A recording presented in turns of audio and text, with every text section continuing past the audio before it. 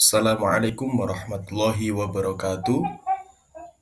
Selamat salam sejahtera kepada kita semua. Semoga tetap berbahagia.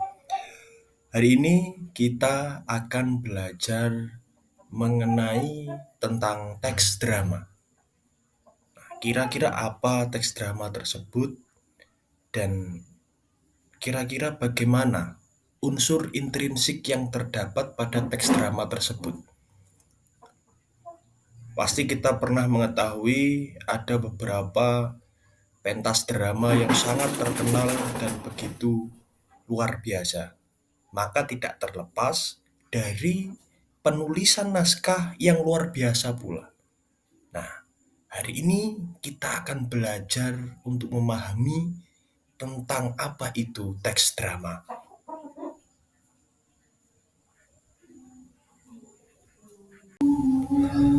Nah, mengenai hakikat drama, naskah drama adalah salah satu genre karya sastra yang sejajar dengan prosa dan puisi.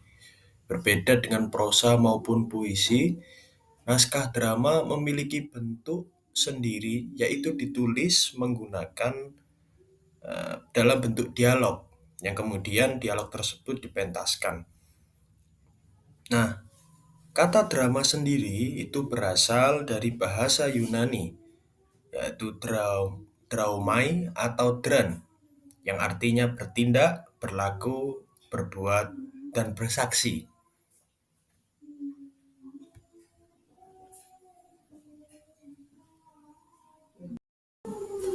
Jadi, pengertian dari drama sendiri yang bisa kita tarik adalah eh, karya sastra yang ungkapannya dalam wujud teater menekankan pada kekuatan unsur suara, kata, ucap, ataupun dialog, baik yang tersurat ataupun tersirat. Jadi, bisa kita pahami bahwa pengertian drama itu sendiri adalah suatu karya sastra yang permulanya itu ditulis, kemudian dipentaskan, namun tidak sepenuhnya berbentuk narasi cerita. Nah, isinya adalah berbentuk dialog antar tokoh. Nah, itu sekaligus menjadi penguat karakter antar tokoh.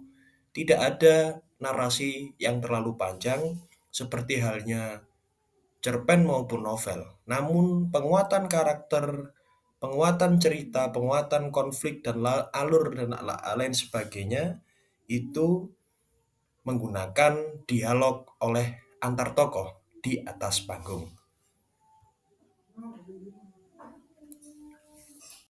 Sekarang kita lanjut ciri-ciri drama. Nah, drama ini seluruh cerita berbentuk dialog. Kemudian semua dialog tidak menggunakan tanda petik. Dan naskah drama dilengkapi petunjuk tertentu yang harus dilakukan tokoh pemerannya. Jadi ciri-ciri drama, di dalam drama itu yang pasti dan utama adalah suatu dialog. Sebab dialog inilah menjadi landasan utama sebagai pembeda antara karya sastra drama dengan karya sastra prosa lainnya seperti puisi dan cerpen, kemudian novel dan lain sebagainya. Kemudian tanda dialog di drama itu tidak seperti dialog yang ada pada cerpen ataupun novel. Nah, kita tahu ketika kita membaca novel ataupun cerpen pasti ada tokoh yang berdialog, entah itu pada dirinya sendiri maupun pada lawan lawan tokoh yang lainnya. Itu biasanya terdapat setelah nama tokoh terdapat tanda petik sebagai ucapan dari tokoh tersebut. Namun berbeda dengan dialog, dalam dialog di naskah drama, dalam naskah drama ataupun dalam drama itu tidak adanya tanda petik ketika tokoh tersebut berbicara atau ketika tokoh tersebut mengucapkan suatu kalimat.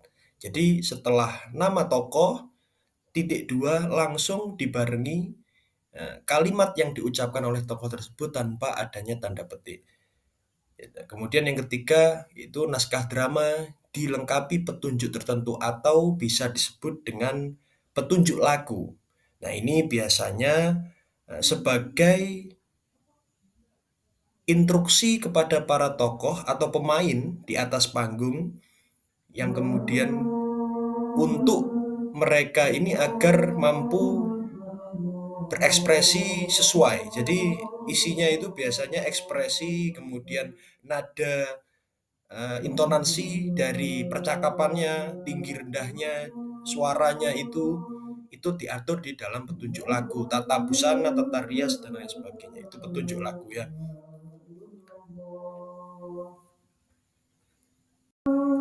Nah, jenis-jenis drama itu ada dua.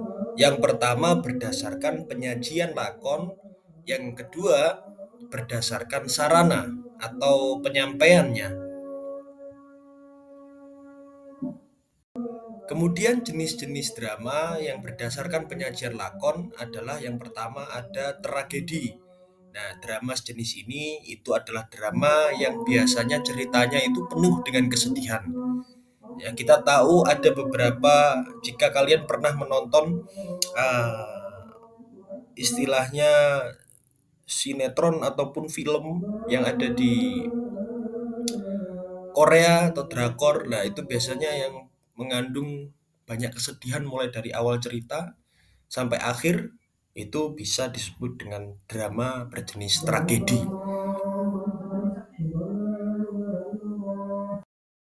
Kemudian ada komedi, yakni drama penggeli hati yang penuh dengan kelucuan.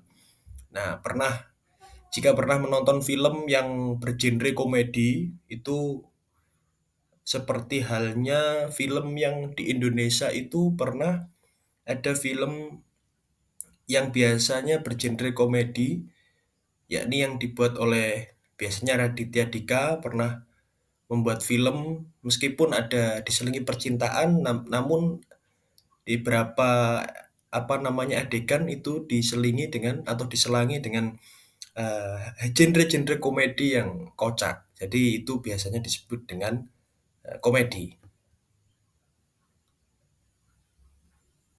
Kemudian ada tragedi komedi, yakni perpaduan antara drama, tragedi, dan komedi.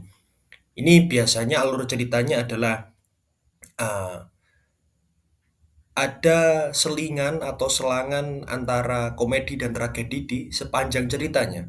Jadi tidak melulu tragedi, namun juga tidak melulu komedi juga. Jadi ada selangannya agar lebih menarik. Nah, ini disebut atau sejenis dengan tragedi komedi. Kemudian ada yang dinamakan dengan opera.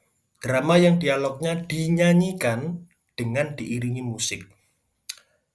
Opera ini identik suatu pementasan drama yang biasanya dilakukan oleh orang-orang barat, ya.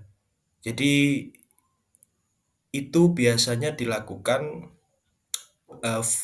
dialog-dialognya ataupun jalan ceritanya itu lebih menyerupai suatu musik yang dinyanyikan oleh tokohnya.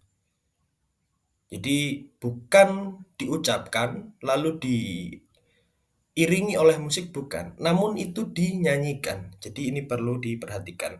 Kalimat kuncinya adalah dinyanyikan. Jadi opera ini sejenis drama yang dialog-dialognya atau ceritanya yang dibawakan oleh para tokoh itu dinyanyikan di atas panggung atau di atas pentas itu dan diiringi dengan musik. Biasanya identik musiknya, pengiringnya adalah orkestra-orkestra seperti itu. Nah, jika tadi kita bahas opera yang dialognya dinyanyikan, maka ini ada melodrama. Nah, melodrama ini dialognya diucapkan dengan diiringi melodi atau musik. Nah, tadi itu dinyanyikan, bukan diucapkan namun dinyanyikan. Kalau melodrama ini lebih ke diucapkan saja, namun ada backsound yang lebih ada musik-musiknya sebagai penggugah suasana cerita. Jadi seperti itu. Kemudian ada farse, drama yang menyerupai dagelan tapi tidak sepenuhnya dagelan. Ini juga kita pernah tahu dengan yang namanya ludruk, ya. Namun ini tidak sepenuhnya dari awal sampai akhir itu dagelan semua. Jadi ada beberapa hal yang mungkin di dalam cerita itu diselangi dengan adegan-adegan yang berbau dagelan.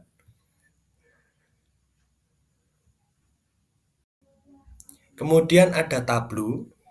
Nah, tablo ini jenis drama yang mengutamakan gerak, para pemainnya tidak mengucapkan dialog tetapi hanya melakukan gerakan-gerakan.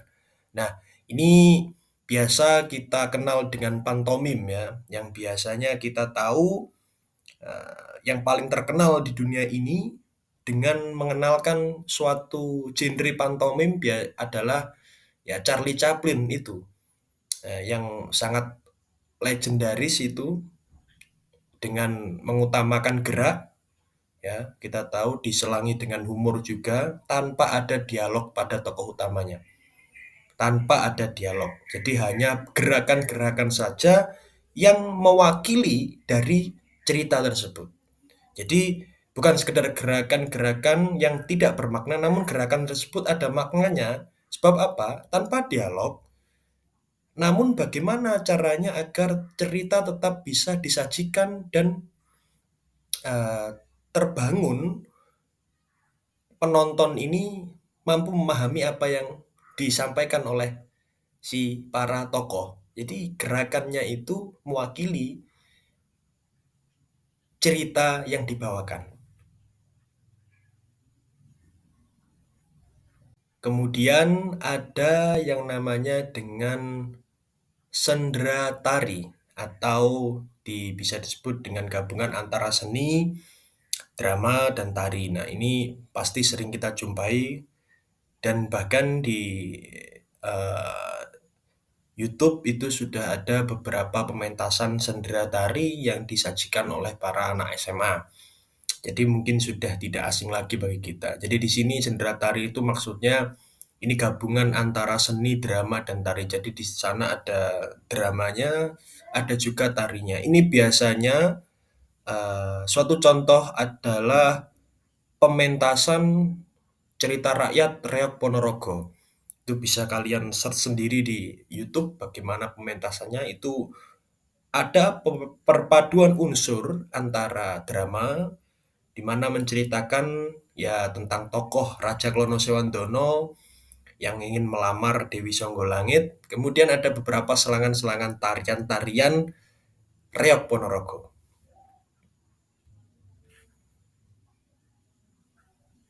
Nah, tadi kita membahas jenis drama berdasarkan penyajian lakon. Ya, sekarang jenis drama berdasarkan sarana penyampaiannya.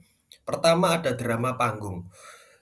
Drama panggung, ini drama yang dimainkan oleh pak aktor di panggung. Penonton berada di sekitar panggung dan dapat menikmati secara langsung dengan cara melihat, berbuat perbuatan para aktor, mendengarkan dialog. Jadi penonton bisa langsung melihat bagaimana aksi dari para tokoh-tokoh di dalam cerita drama yang disajikan. Nah, penonton ini bukan hanya melihat, namun juga mendengarkan secara langsung dialog yang disampaikan, cerita yang disampaikan, kemudian iringan-iringan musik yang disampaikan di dalam cerita yang dipentaskan itu.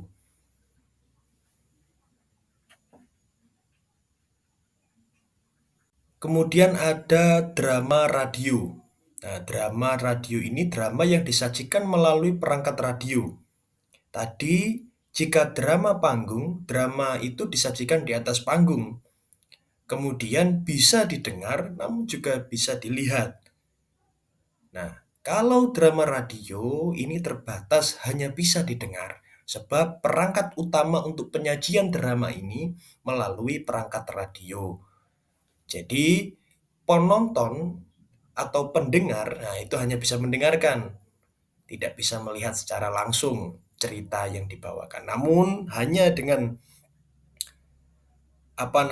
mendengarkan, itu penonton masih bisa mengikuti alur cerita yang disampaikan oleh para tokoh di dalam drama tersebut. Suatu contoh, dahulu pernah ada drama Mahabharata, drama kolosal yang pernah disiarkan hanya melalui uh, radio. Jadi jika Anda bingung bisa di-searching sendiri dan juga bisa ditanyakan kepada orang tua peserta didik. Mungkin mengetahui atau pernah mendengar ayah ibunya tentang drama Mahabharata ini yang pernah disiarkan di radio. Kemudian ada drama televisi. Hampir sama dengan drama panggung, hanya bedanya drama televisi itu penonton tidak bisa eh, apa namanya istilahnya bertemu, kemudian kalau katakanlah sangat ngefans kepada tokohnya, kemudian bisa berdatang dan berjabat tangan kan kalau di drama panggung. Namun kalau di drama televisi hanya sebatas melihat dan mendengar saja. Kemudian ada drama film. Drama film hampir sama dengan drama televisi. Bedanya drama film ini menggunakan layar lebar.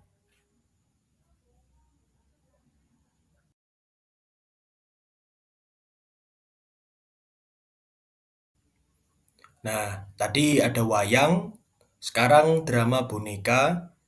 Ya, para tokoh drama digambarkan dengan boneka yang dimainkan oleh beberapa orang.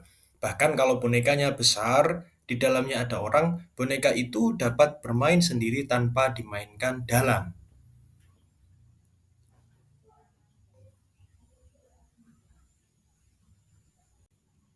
Nah, tadi kita sudah membahas mengenai jenis-jenis drama. Nah, maka hari ini, sekarang, selanjutnya adalah kita membahas tentang unsur intrinsik naskah drama. Nah, ini berbeda dari yang tadi, materi tadi. Kalau tadi kita membahas secara keseluruhan tentang drama itu apa, kalau hari ini kita eh, akan membahas tentang naskah dramanya. Jadi apa namanya, teks yang dibuat untuk pementasan itu. Nah, di dalam pementasan atau dalam teks naskah drama ini terdapat beberapa unsur-unsur intrinsik, sama halnya dengan karya sastra lainnya seperti prosa, seperti cerpen, puisi, dan novel yang juga sama-sama memiliki unsur intrinsik, maka naskah drama pun juga memilikinya. Ya, di antara lain ada tema, alur, perwatakan, tokoh, dialog, latar, atau setting.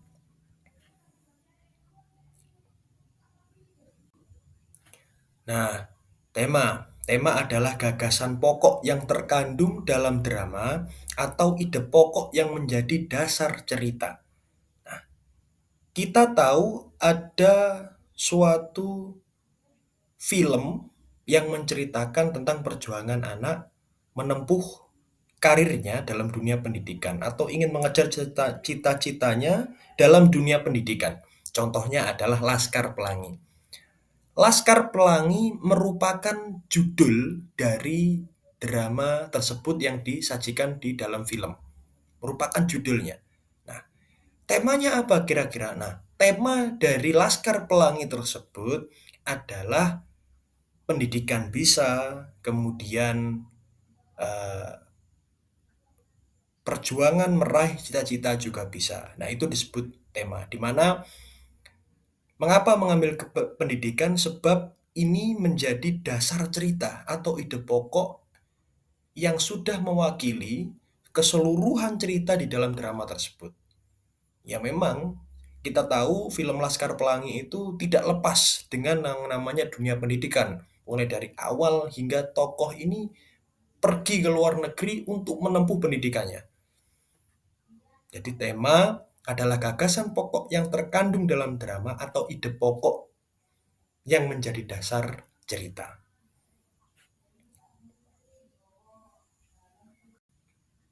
Kemudian plot atau alur merupakan jalinan cerita atau kerangka dari awal hingga akhir yang merupakan jalinan konflik antara dua tokoh yang berlawanan. Nah, plot atau alur ini adalah ya sebagai sistem pembangunnya di dalam drama. Jadi mulai dari cerita awal, pengenalan, sampai akhir bagian penyelesaian pun itu disebut dengan plot atau alur. Jadi yang mengisi cerita dari drama tersebut adalah alur atau plot. Nah, itu sebagai ruh utama di mana menceritakan dan mengatur dramatisasi yang ada di dalam naskah drama tersebut, cerita tersebut. Nah, di dalam plot atau alur itu yang pertama ada eksposisi. Nah, eksposisi ini adalah pada bagian ini akan ditampilkan hal-hal yang berhubungan dengan latar cerita drama dan aspek psikologis tokoh. Situasi cerita masih dalam keadaan seimbang, belum menggambarkan adanya suatu konflik. Jadi eksposisi ini bagian awal dari cerita drama tersebut di dalam naskah drama tersebut.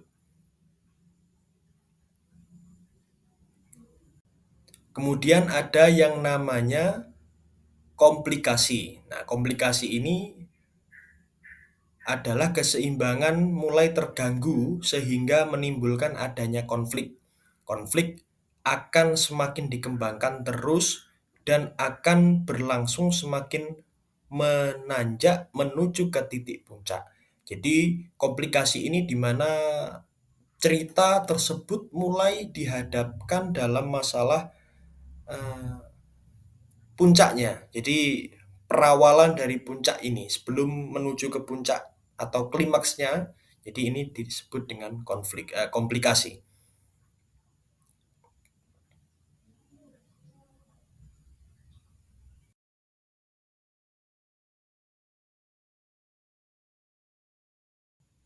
Kemudian ada anti klimaks. Pada bagian ini konflik mulai terpecahkan. Jadi setelah konflik eh, bersih tegang antara tokoh antagonis dan protagonisnya ini. Nah, kemudian ada bagian yang namanya anti klimaks, di mana konflik ini mulai sedikit demi sedikit ada jalan keluarnya nih. Permasalahannya sudah mulai bisa terpecahkan. Nah, yang paling terakhir yakni adalah konklusi. Nah, pada bagian ini akhir seluruh dari tahapan alur yang berisi jawaban atas berbagai masalah yang terjadi pada bagian-bagian sebelumnya. Jadi tadi ada di anti klimaks tadi ya mulai menurun setelah pertikaian yang begitu luar biasanya antara tokoh protagonis dan antagonis ini, kemudian mulai menurun dan mulai terpecahkan masalah dari kedua tokoh tersebut di anti klimaks. Nah, kemudian jawaban-jawaban yang muncul sebagai solusi masalah yang ada antara tokoh protagonis dan antagonis ini disebut dengan konklusi di dalam cerita tersebut.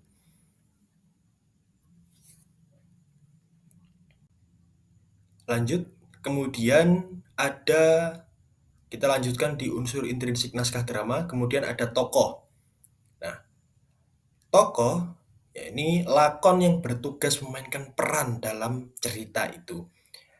Terbagi menjadi tiga, yang umumnya adalah antagonis, tokoh yang baik hati atau tokoh utama di dalam cerita ini, kemudian protagonis, tokoh yang jahat, yang dimana ini sebagai lawan dari tokoh antagonis ini. Nah, kemudian yang ketiga ada tritagonis. Nah, tritagonis ini adalah tokoh penengah. Nah, sebagai biasanya juga bisa disebut sebagai tokoh pelerai antara konflik yang terjadi di antara antagonis dan protagonis ini. Nah, yang kemudian ada penokohan atau perwatakan. Penokohan adalah keseluruhan ciri-ciri jiwa seorang tokoh dalam lakon drama. Jadi, penokohan atau perwatakan merupakan karakteristik jiwa atau karakteristik psikologi yang dimiliki oleh suatu tokoh. Tokoh ini mau dibuat berkarakter atau bersifat seperti apa? Entah itu bersifat baik hati, pekerja keras, terus kemudian lemah lembut, kemudian ada juga yang jahat, kemudian suka membenci, atau dan lain sebagainya. Nah, ini disebut dengan penokohan atau perwatakan di dalam unsur intrinsik naskah drama.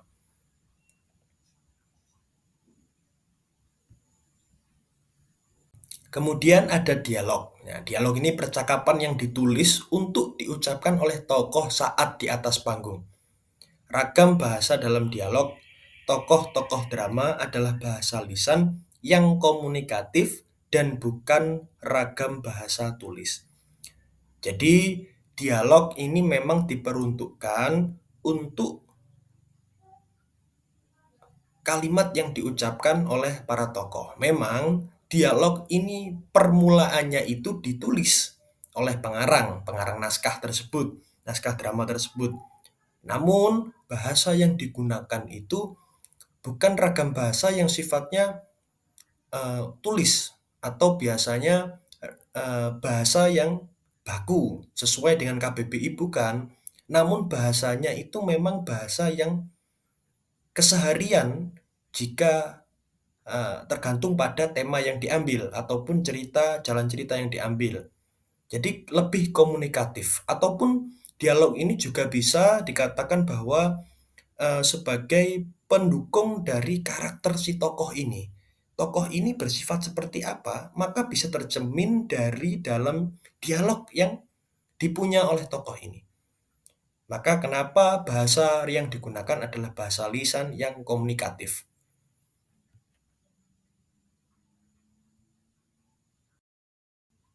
Kemudian ada setting atau latar. Nah, setting adalah latar peristiwa karya fiksi, baik berupa tempat, waktu, maupun peristiwa.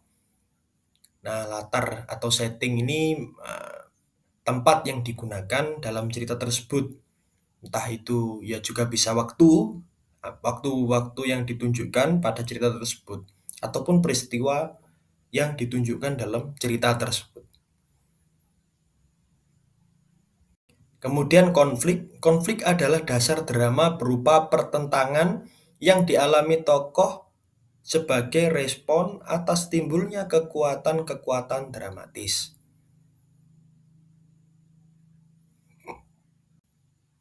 Dan yang terakhir, ada yang namanya dengan petunjuk teknis. Nah, merupakan petunjuk teknis tentang tokoh, waktu, suasana, pementasan, suara, musik, keluar masuknya aktor atau aktris, keras lemahnya dialog, warna suara, perasaan yang mendasari dialog, dan sebagainya. Jadi petunjuk teknis atau petunjuk laku ini adalah instruksi yang harus dilakukan oleh tokoh.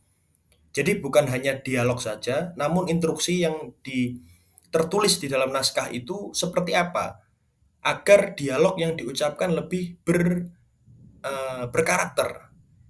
Nah, jadi ketika marah, dialog marah, ya kalau dalam tulisan saja ataupun dalam dialog yang ditulis saja kan itu tidak ada, jika tidak ada petunjuk lakunya, kita tidak bisa menyampaikan dialog itu yang dimaksudkan untuk marah, tidak bisa. Namun jika ditambah dengan petunjuk laku, ya setelah dialog dari tokoh itu diiringi dengan tanda kurung, dalam kurung itu ada keterangan bagaimana cara mengucapkan intonasi dari dialog ini. Ya, jika marah berarti nadanya naik. Nah, jika uh, memang tidak marah maka nadanya tidak naik dan lain sebagainya.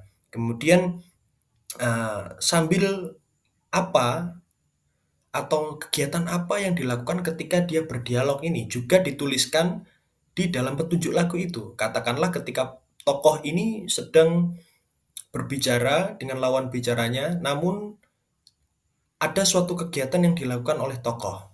Entah itu entah itu mencuci baju, dengan mencuci baju atau sedang melakukan aktivitas yang lainnya. Nah, ini juga dituliskan di dalam petunjuk teknis di dalam naskah drama.